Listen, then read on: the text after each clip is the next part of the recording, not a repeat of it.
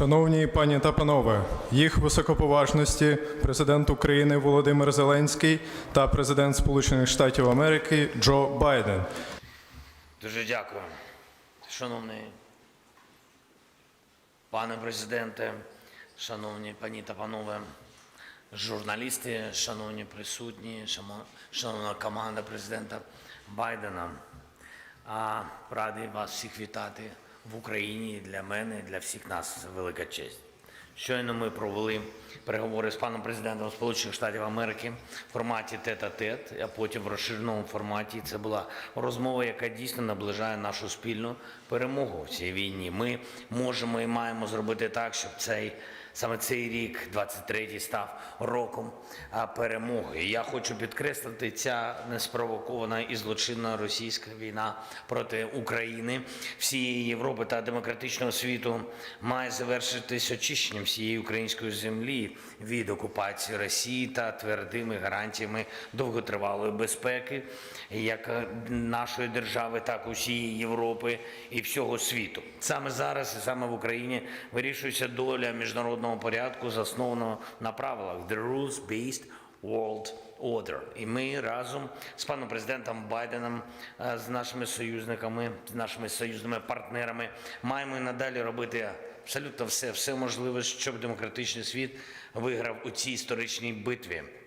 Українці пам'ятають незмінну увагу пана президента Байдена до нашого народу, до кожної людини, до нашої держави. Ми постійно перебуваємо на зв'язку з паном президентом від перших хвилин повномасштабної війни. І цей перший за 15 років візит президента Сполучених Штатів Америки в Україну є найважливішим візитом за всю історію українсько-американських відносин саме в цей період, тому що цей період найскладніший період, коли наша держава б'ється за свою свободу і свободу для усіх європейців, для усіх людей вільного світу. І це свідчить, наскільки великих результатів ми вже досягли і наскільки історичних результатів ми можемо досягти, але тільки разом з усім світом, з Україною, з Сполученими Штатами Америки, з усією Європою. І сьогодні наші переговори були змістовними.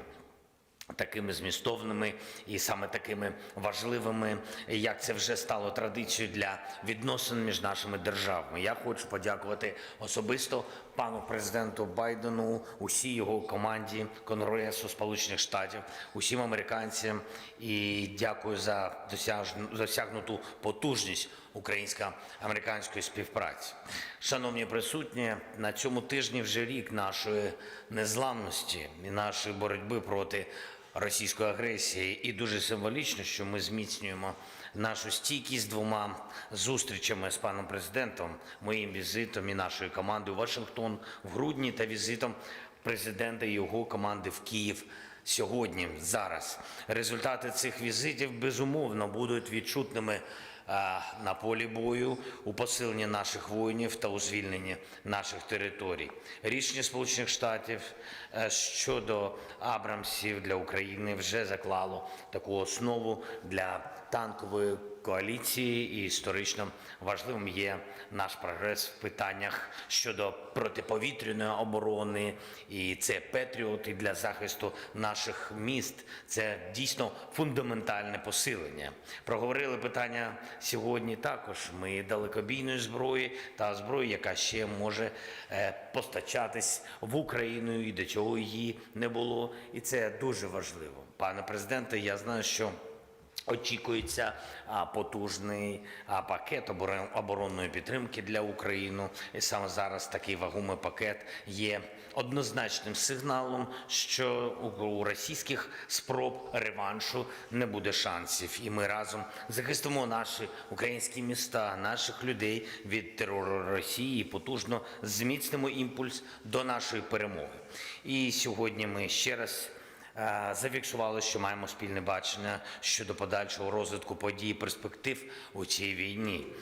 Ми скоординували подальший тиск на державу-терористам, працюємо разом з посиленням санкцій і як на двосторонньому рівні, так і в рамках групи 7. Це також дуже важливо. Фактично маємо спільний погляд на зміст багатьох пунктів нашої формули миру, її безпекові елементи,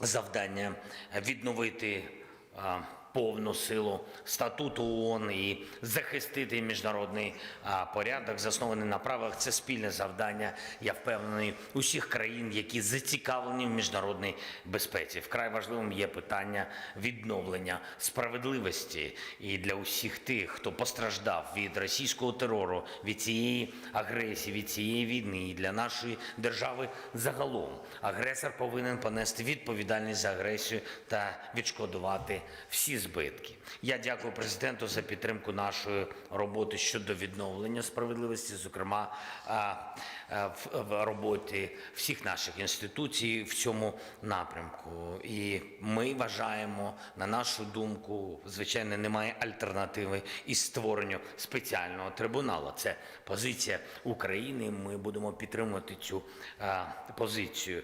А вже ж я дуже хотів би, щоб Сполучені Штати Америки були залучені до реалізації нашої формули миру, і це залучення означатиме посилення глобальної стабільності в передбачуваності міжнародних відносин. І ми маємо напрацювання на цьому шляху.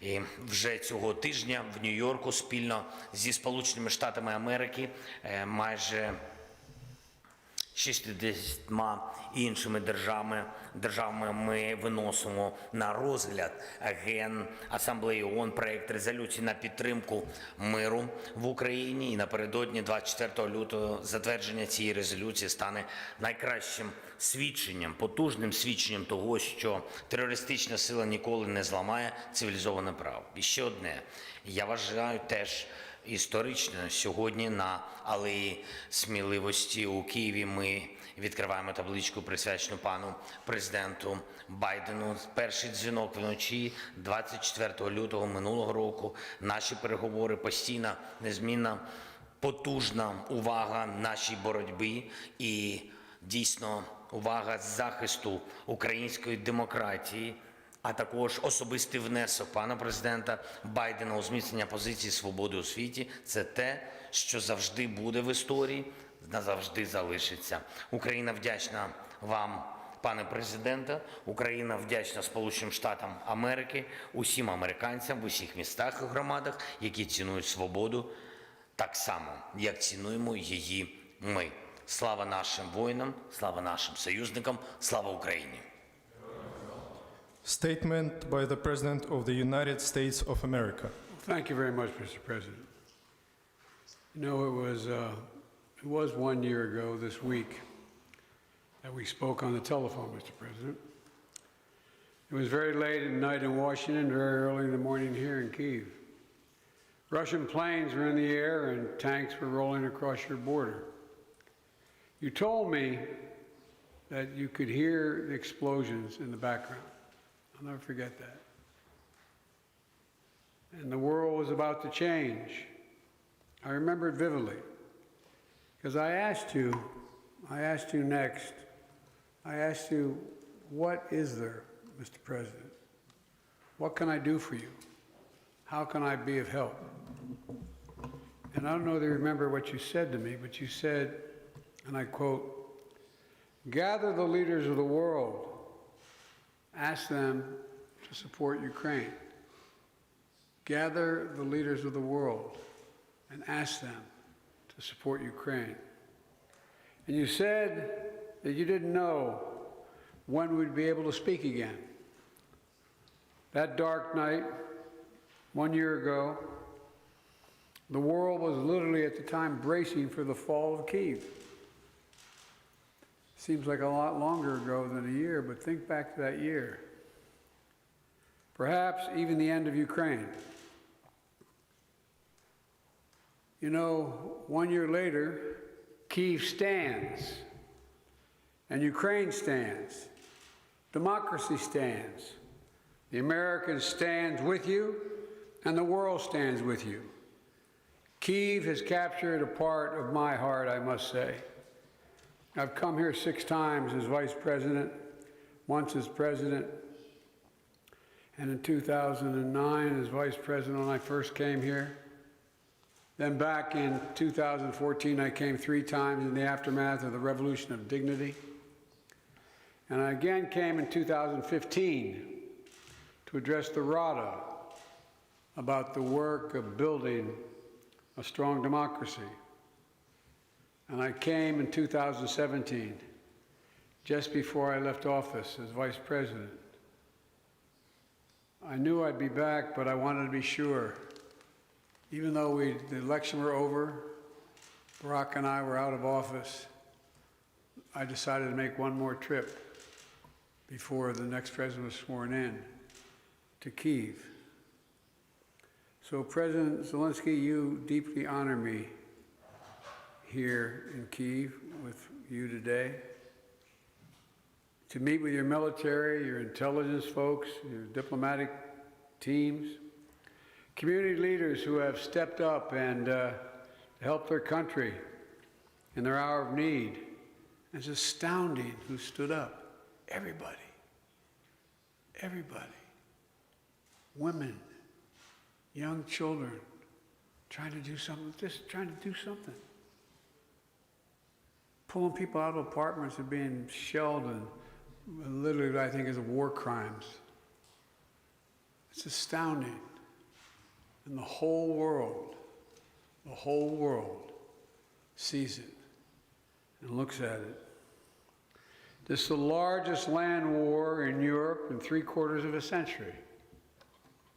And you're succeeding against all and every expectation except your own. We have every confidence that you're going to continue to prevail. You know, from the moment I first received an intelligence report in the fall, about a year ago, we were focused on determining how do we rally the rest of the world? How do I help you with the promise you asked me to make, to rally the world? Well, how do you succeed? How do you get a world to respond to a prosperous economy, a confident democracy, a secure and independent state? When United Americans of all political backgrounds decided that they would step up. American people know it matters. Unchecked aggression is a threat to all of us. We built a coalition of nations from the Atlantic to the Pacific, NATO in the Atlantic, Japan in the Pacific, I mean, across the world. The number of nations stood up, over 50. Help Ukraine defend itself with unprecedented military, economic, and humanitarian support. We united the leading economies of the world to impose unprecedented costs that are squeezing Russia's economic lifelines.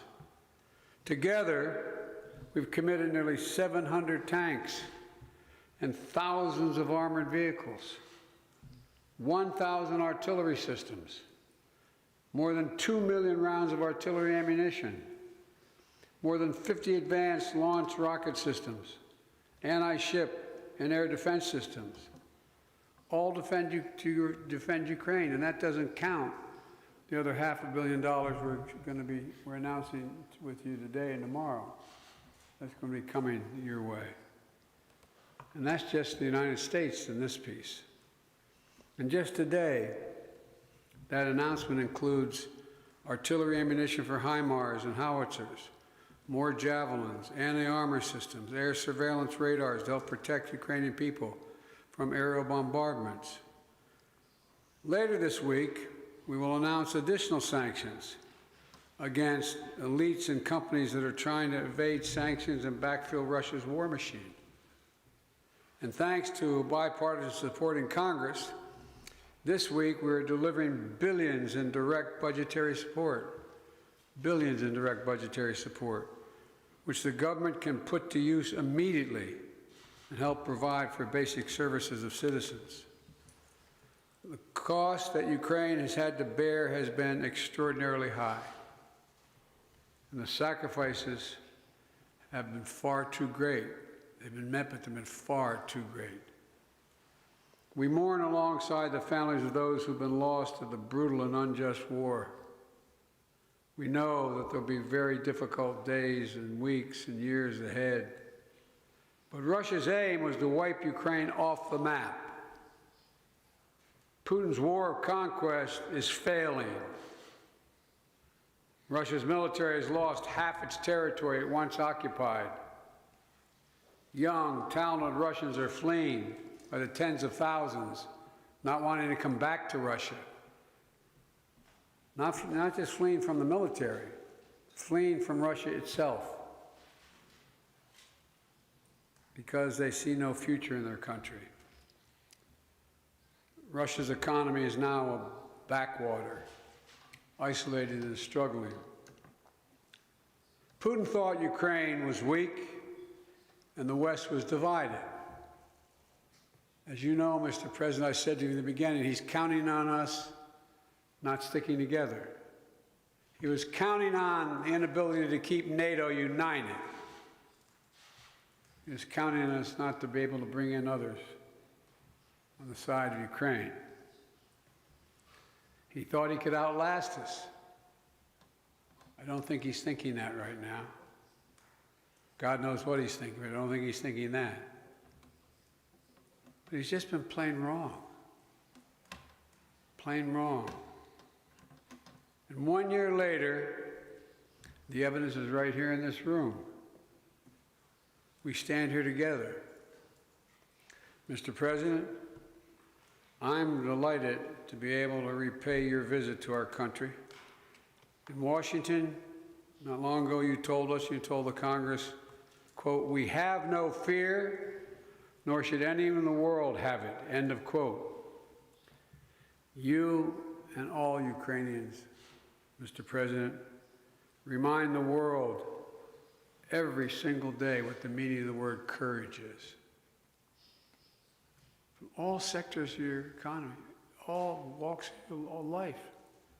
It's astounding. Astounding. Remind us that freedom is priceless. It's worth fighting for as long as it takes, and that's how long we're going to be with you, Mr. President, for as long as it takes. We'll do it. Thank you.